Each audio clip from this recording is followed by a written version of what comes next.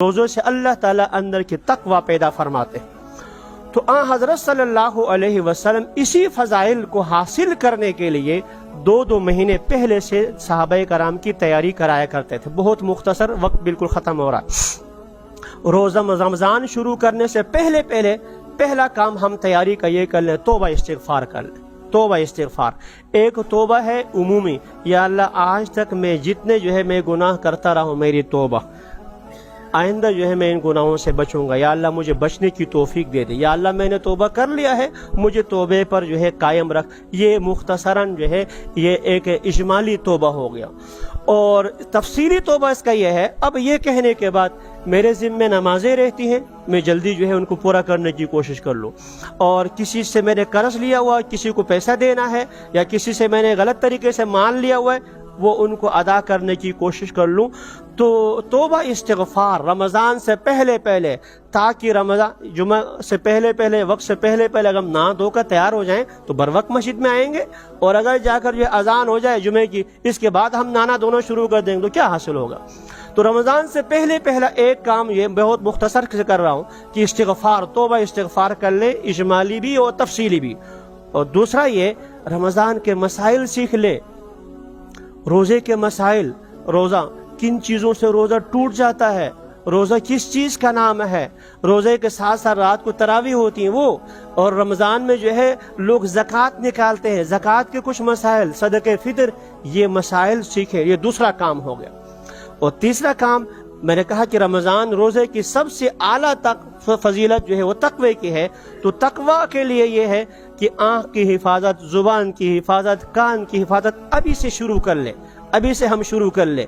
اور نسوار چھوڑنے والے، سگریٹ چھوڑنے والے یکدم چھوڑنا ان کے لیے مشکل ہوتا ہے، تو دھیرے آہستہ، اگر دن میں مثال کے طور پر وہ 10 یا 20 وہ سگریٹ پیتے ہیں تو کم کرتے رمضان میں ختم کر دیں۔ تو تیسرا یہ ہے کہ تقوی والی بات ہو گئی۔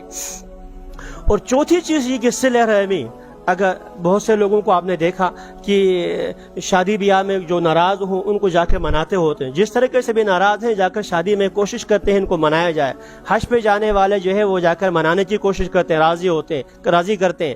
تو صلہ رحمی کر لیں، کسی سے خدا نہ خواستہ جو اپنے عزیزوں میں سے کسی سے ناراضگی ہے، میل ملاپ چھوڑا ہوا ہے، تو جا کر ان کو منا کر ان سے دعا سلام برقرار رکھیں۔ یہ چوتھی چیز ہوگی صلہ رحمی کی۔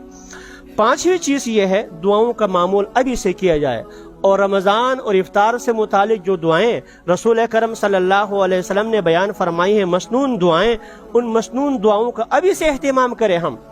اور اگلی چیز یہ ہے صدقہ خیرات۔ حضرت صلی اللہ علیہ وسلم جیسا صدقہ کرتے تھے وہ تو کرتے تھے، لیکن صراحتاً بخاری شریف کی حدیث میں ہے، رمضان شریف میں جبریل آ کر رسول اکرم صلی اللہ علیہ وسلم سے ملاقات کرتے تھے، قرآن کا دور کرتے تھے۔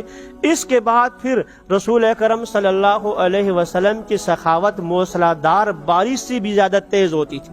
کیسے ہوتی تھی میں اور آپ سوچ بھی نہیں سکتے۔ تو یہ چیز ضروری ہے کہ صدقہ کا ابھی سے ہم تھوڑا بہت معمول بنا لیں۔ اور اس حدیث میں یہ بھی آ گیا کہ جبریل علیہ السلام آ کر رسول اکرم صلی اللہ علیہ وسلم سے قرآن کا دور کرتے تھے، تو ابھی سے ہم قرآن مجید کی تلاوت کا اضافہ کر لیں، اس کے لیے وقت مقرر کر لیں، اور ہم یہ طے کر لیں روزانہ ہم اتنی مقدار میں ہم قرآن کی تلاوت کر سکتے ہیں۔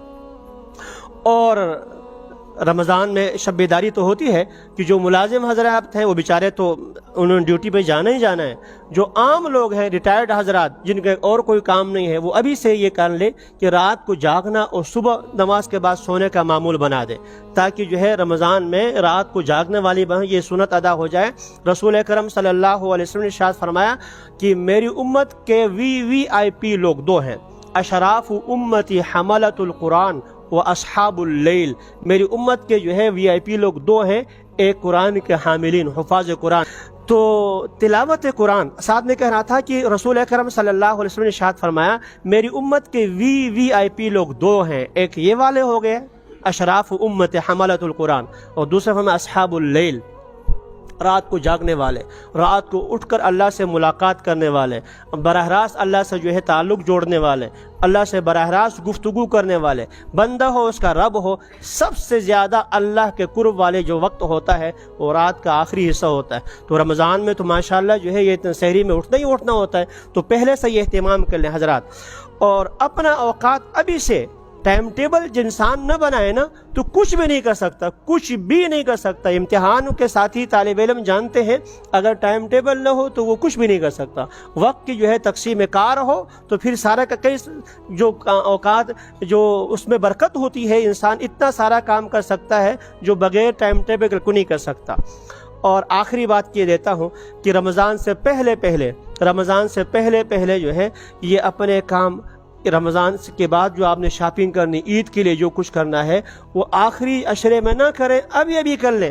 بچوں کو کپڑے لینا ہے، کپڑے سلوانا ہے، جو کچھ کرنا ہے، اور اپنے کام جو کم سے کم کر سکتے ہیں رمضان میں وہ کم سے کم کر لیں۔ زیادہ سے زیادہ جو ہے وقت ادھر دینے کی، ہر چیز کا سیزن ہوتا ہے، درزیوں کا ایک سیزن ہے، یہ ان کا بھی سیزن ہے، اور میرے خیال میں ہمارا جو ہے تاجر برادری کا بھی سیزن ہے۔ رمضان میں ماشاءاللہ وہ ایک کی چیز دو کر کے مسلمان آدمی، برکت ہوتی ہے نا، مسلمان کے رزق میں برکت ہوتا ہے۔ تو وہ لوگ جو ہے جو کرسمس مناتے ہیں وہ اپنے دسمبر کے آخر میں ڈسکاؤنٹ کر کے آدھی قیمت کم، اس سے بھی کم پر لوگوں کو چیزیں دیتے ہیں، اور مسلمان اس حدیث پر عمل کرتا ہے کہ مسلمان کے رزق میں برکت ہوتا ہے ماشاءاللہ۔ تو وہ جو ٹماٹر جو اگر پہلے 100 کا ملتا ہے تو وہ 200 250 کر دے گا، اور جو چیزیں جو ہے پہلے وہ 1000 کی تھی اب 2000 کر دیں گے، تاکہ جو ہے اس رزق میں برکت کر لیں۔ یہ رزق میں برکت نہیں ہے، کثرت ہے، ادھر سے آئے گا ادھر سے چلا جائے گا۔ اور اس لیے یہ چند میں نے عرض کی، بقیہ رمضان سے پہلے کم کام کرنے والے اللہ نے چاہا تو آئندہ عرض کروں گا جمعے میں۔ تو خلاصہ یہ ہوا کہ رسول اکرم صلی اللہ علیہ وسلم رمضان سے 2 مہینے پہلے سے رمضان کی تیاری خود بھی کرتے تھے، اور رمضان شعبان کے بالکل آخر میں صحابہ کرام کو خصوصی خطبہ دیتے تھے، جو میں نے حدیث پڑھی تھی اس کی وضاحت نہیں کر سکا۔ تو صحابہ کرام کو یہ اس لیے تاکہ رمضان سے پہلے ان کی تیاری مکمل ہو اور رمضان میں کوئی چیز اس میں کمی نہ ہو۔ اور جو حدیث پڑھی تھی اس میں ایک لفظ استعمال ہوا، حضرت صلی اللہ علیہ وسلم نے ارشاد فرمایا رمضان میں جو آدمی صدقہ خیرات کرتا ہے، نفلی چیز، وہ فرض کے درجے کے بقدر ہوتے، فرض کے درجے کے۔